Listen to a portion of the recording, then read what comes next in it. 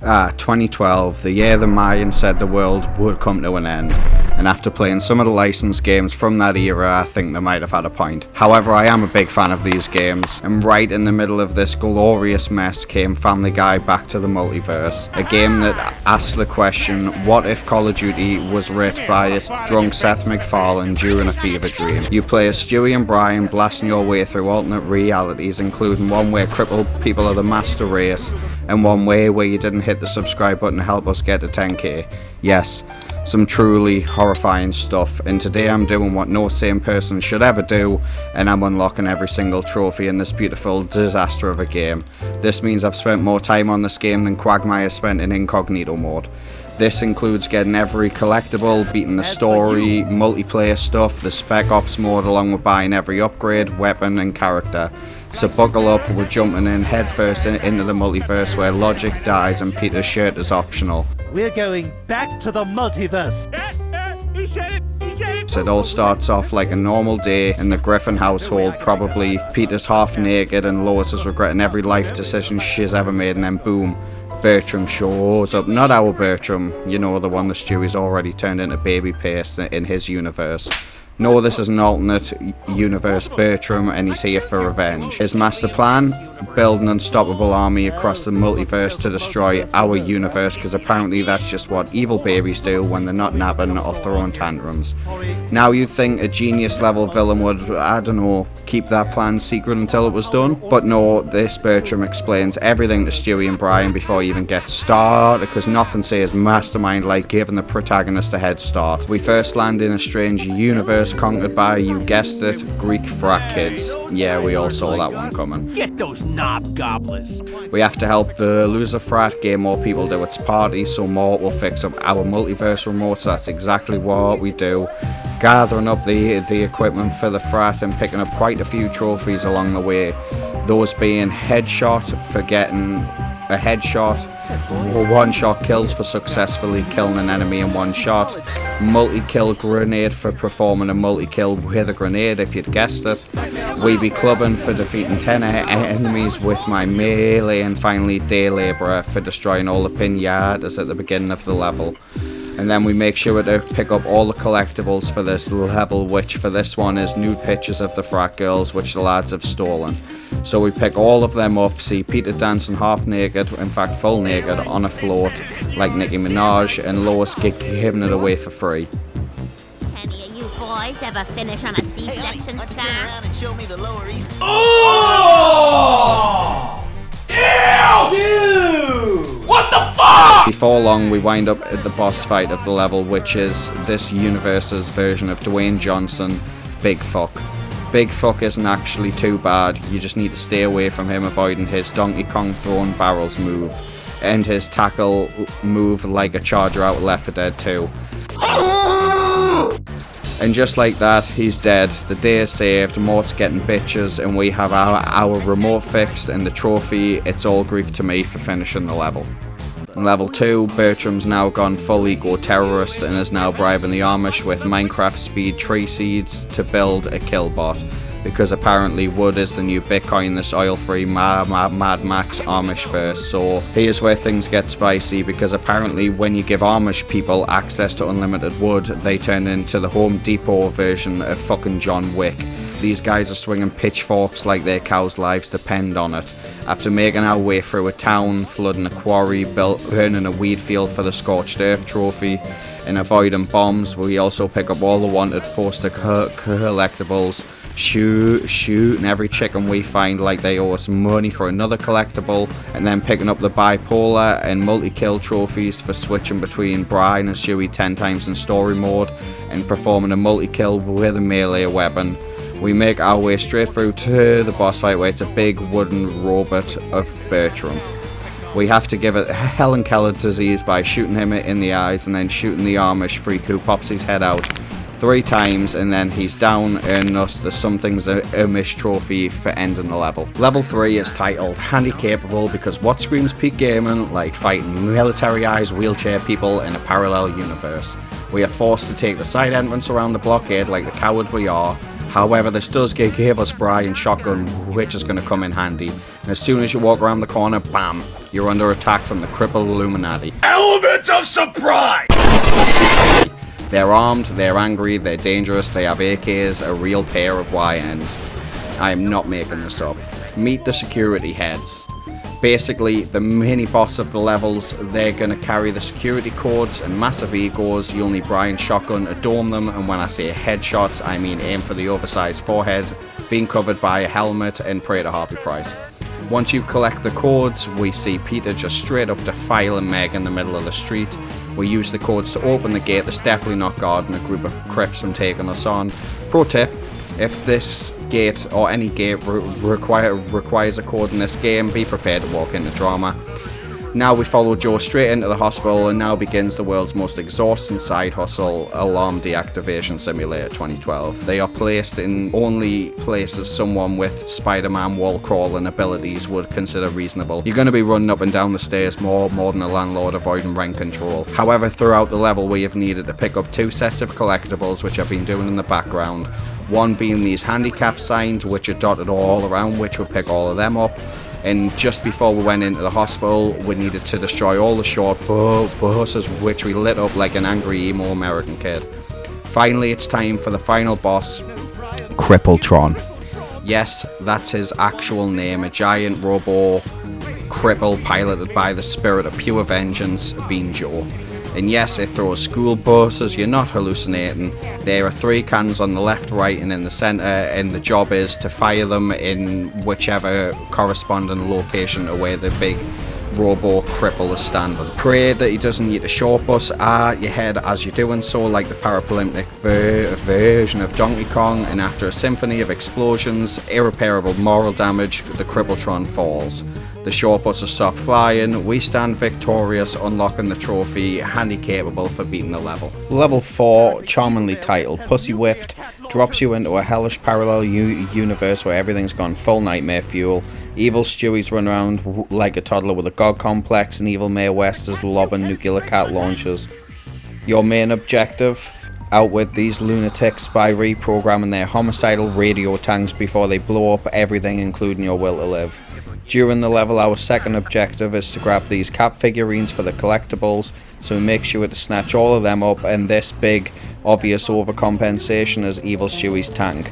The walking death machine you'll take down with Stewie's TNT, chuck them close and try not to stand anywhere where your spleen is going to end up decorating the wall. Once the hunk of metal is toast, it's onto Evil Mae West, who's like a drunk card lady with a bazooka and severe boundary issues, so keep pumping shells into him while chasing his Jerry jetpack ass all the way around until he falls, beating the level and earning us the Pussy Whip trophy. I need you to assassinate him. It's a friggin' cheeseburger. Is this guy serious? Oh, I'm serious. I'm as serious as a cat. Level 5, No Cheese Please, is a level where stealth is just a polite suggestion you just ignore instantly. Stewie and Brian starts picking off CIA agents on a rooftop like they're pigeons with pensions, then fiddle around with a construction crane, not to ride it like absolute maniacs, just to shift some parts so they can sneak into a hotel in the least sneaky way possible. Inside is crawling to the teeth with elite operatives who shoot like they learned firearms from Wii Sports. Right in the middle of the chaos, we stumble into a room where Quagmire's dressed like a giant baby and is delivering a line so questionable it could get your entire YouTube on the FBI watch list. We stay in the room for 30 seconds, however, to get the pervert trophy, and then slowly back out pretending that never happened. Throughout the level, we've needed to pick up all of Mae West VHS tapes for collectibles, getting us half the way towards the Obsessed trophy for collecting all collectibles in all 10 of the levels. We also picked up Boom Headshot trophy for getting 75 headshots, and then it's down the lift for the big set piece, a helicopter boss fight that's basically a flying piggy bank for Stewie's C4. After turning it into a flaming metal confetti ball, we stumble through a laser grid that looks like a rape designed by some people on bath salts. And to wrap it all up, with the finale so historically cursed that Mayor McCheese becomes the world's most suspicious burger-based political assassination. And then the mission is complete, dozens dead, millions in damages, a few Geneva Conventions lightly toasted, and somehow the mayor's office is still open for business. We walk away with the No Cheese Please trophy. Level 6, the legend of Long John Peter. We start off locked in a cell, no weapons, so we annoy the guard until he snaps, opens the cell, and we introduce every pirate in the room to the sweet embrace of death. Take the key and free Seamus, who looks like prison was actually starting to grow on him a little bit. And he runs off to save everybody else. We get our guns back from the world's least secure armory, and then it's up to the top burning deck, because apparently no one knows that wood is a flammable material. We also have to pick up 8 of these gold coins for a collectible, so we picked all them up, man the cannons, and turn the incoming pirate ships into floating debris after wiping out all of the extras and feeding all 3 of the sharks, shooting people off into the water for another collectible. Long John Peter finally shows up, jumps aboard like he's entering a fucking WWE match, and we blast him until he throws a tantrum and does his slam attack, forces us into a deadly game of musical chairs before retreating to his ship to lob bombs like an angry toddler. Eventually he jumps down, we finish him off, and he collapses, proving that this game, all boss fights can be solved with enough bullets, bad cardio, and zero moral restraint. I did mess up the recording and miss the trophies pop, so here are the trophies: Long John Peter for beating the level, and Penny Pincher for gathering 50k in story mode like 50 Cent. Next up, we crash land a nightmare version of the North Pole, chasing down Santa because Bertram's already been here, doing God knows what. And now it's our turn to mop up the mess by slaughtering an entire workforce of deformed elves, big elves, bug elves, and suicide bomber elves, because apparently Christmas just needed more war crimes. We hack and shoot our way into Santa's factory, which is basically the Willy Wonka's chocolate factory of the Oompa Loompas inbred. We first off slaughter the employee of the month, Big Vernon, so he caught these big hands, and we caught the employee of the month trophy, and we gather up all of the collectibles, being the Christmas calendars and all of the Rupert dolls, and climb endless catwalks. I fell off a few more times than I'm willing to admit, but until we finally find Santa himself, who looks like he's powered entirely by whiskey and regret. And he decides the only way this ends is with a rooftop brawl. During the fight, he tosses down gifts that sometimes contain ammo, because even in combat, Santa's committed to being the spirit of giving. While blasting his reindeer off the front of his sleigh one by one, sending him crashing down in the most festive vehicle accident in history. Whole thing racks up by him getting the old-fashioned Stu Macker treatment. Yeah, check that twice, bitch! And then we walk away with a Santa sweatshop trophy for beating the level. Then we dive headfirst into a universe where chickens rule supreme. Yes, you heard that. Someone at the dev team's obviously just lost a bet there. We are stuck on a massive mothership hunting for Bertram, who's apparently just been sitting there like a little smug egg, ready to unleash his poultry death squad. We start by moving the containers around to get further into the ship, basically space IKEA, but just more killing chickens involved.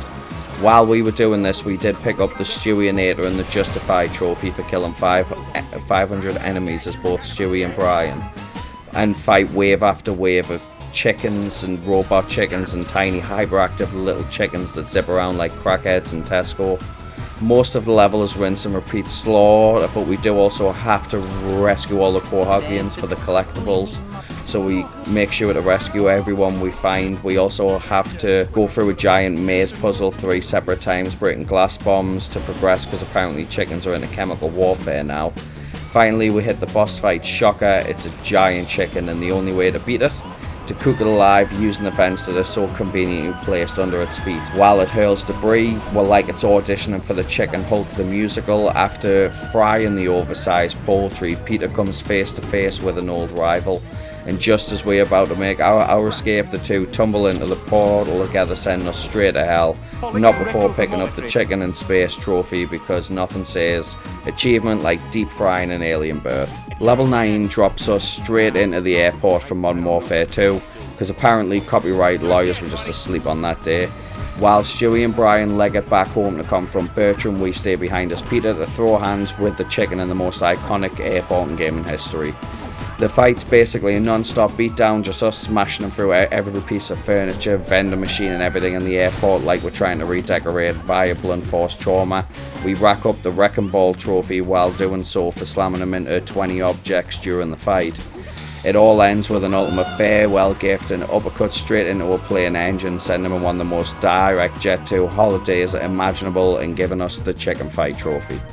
The grand finale throws us back into our own universe, only to find out that Bertram's been busy this whole time, having his assistant cook up an army of himself, buff Bertrams, flying Bertrams, the whole 9 yards, and because subtlety is dead, a goddamn motherfucking T-Rex.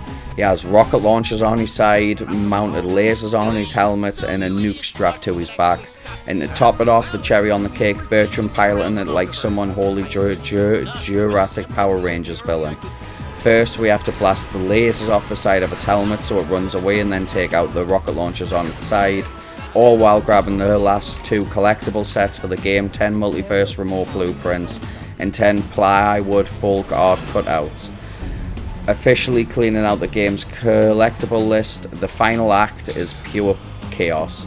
We drop the T-Rex with a 360 no-scope from Brian, and then feed Bertram to his own dinosaur like the world's darkest circle of life moment, unlocking the No Place Like Home trophy for beating the level, the Obsessed trophy for snagging every collectible, but we are overachievers in the wrong ways because we had to actually go back into the finale at the end of the level and die to the T-Rex to get the Ugly Taste Bad trophy.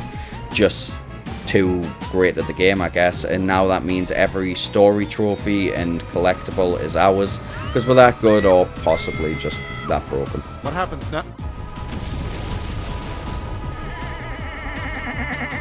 Now that the story's gone and done and we don't need to go back, it's time to sort out all the other miscellaneous trophies. So we start with the multiplayer trophies, which I did use my second controller for, so I'm not going to show it all since it's nothing special, just me farming my second controller. But here's all the multiplayer trophies.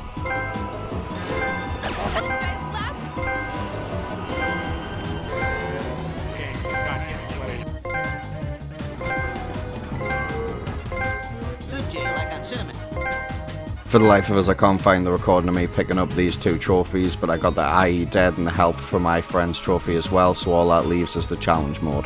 The challenge mode is again not special. I had to pick up 10 stars in challenge mode for the Little Dipper trophy and then complete all of the challenge mode for the Big Dipper trophy. For the last 2 trophies in challenge mode, we have to go into the Multiverse of Madness mode. In this mode, it's just wave after wave of every enemy you fought in the game so far, and the tactic was use Quagmire, spray acid at this door, and just kill everything that walks through. We'll pick up the trophy for surviving 15 rounds, and then an hour later pick up the trophy for surviving 30. To do is buy everything in the shop, so to gain the moolah to do so, I ran through level 5, again no cheese please, about 2 or 3 times to get all the cash. Then it was time for a spending spree to buy everything in the shop, so Mort will now lend us credit and we can walk away with the Platinum trophy. Overall, my thoughts, I had an absolute fucking blast going back through this. I played this a lot as a kid, and it's always stuck with us. I'm working on Lego Batman with 100% video soon, so that's all recorded and coming. But if you want to see us go back to any of the older games, please let us know. And this one, I'd say genuinely a difficulty about a 2 out of 10. It took us around about 10 hours to complete. So that's the end of the video, and go do something productive with your day instead of watching me waste my time on stupid games. Right, enjoy the rest of your day. Bye.